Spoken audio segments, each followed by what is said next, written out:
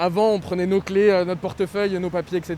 Et ben maintenant, on doit prendre nos clés, notre portefeuille, etc. Mais plus le masque, en fait, faut pas l'oublier, c'est devenu un élément important de notre quotidien. 70 € par mois, c'est ce que pourrait coûter en moyenne à un étudiant le budget alloué au masque, s'il respecte l'intégralité des normes sanitaires. 70 € de moins, soit 14 pintes de bière ou encore 46 kilos de pâtes. Est-il trop tôt pour se rendre compte de l'impact dans le budget ?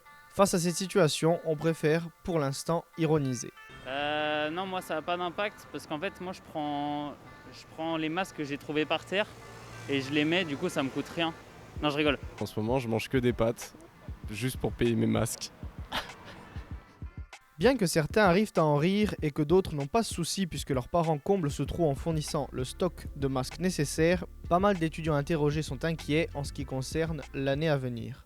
Le stock de masques que j'ai chez moi n'est pas suffisant, donc je prévois d'en acheter, mais je sais qu'il va falloir que je consacre une partie de mon budget et c'est un peu chaud. Si on respecte les règles, on en est à, je crois, 3 ou 4 masques par jour. Si on le change régulièrement à 50 centimes le masque, ça nous enlève, on va dire, un budget de 3 jours par mois de bouffe. Ça impacte forcément notre vie, après c'est un peu obligatoire, donc on n'a pas trop le choix.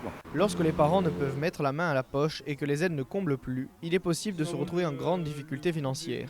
Heureusement, une solution rentable à long terme commence à se dessiner. C'est la raison pour laquelle moi j'ai un masque en tissu, donc j'en ai plusieurs.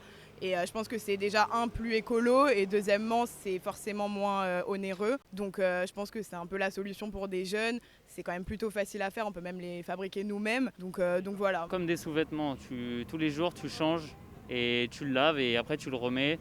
Tu en achètes 5. C'est un coût certes, mais je pense qu'à long terme c'est plus rentable que des masques en plastique. Masques FFP2 en plastique ou en tissu, s'il y a bien un point sur lequel les jeunes sont unanimes, c'est qui devrait les offrir. Le rôle de l'État est de protéger ses concitoyens, donc si ça impacte le budget des concitoyens, il faut que l'État aide. Quand on voit que déjà les préservatifs ou autres ne sont pas pris par l'État, donc je pense qu'ils vont pas mettre les masques même si c'est obligatoire. Si vous nous imposez d'avoir des masques à l'intérieur, ce qui est à peu près normal, ils pourraient aussi en proposer, je trouve. Ça pourrait être pas mal.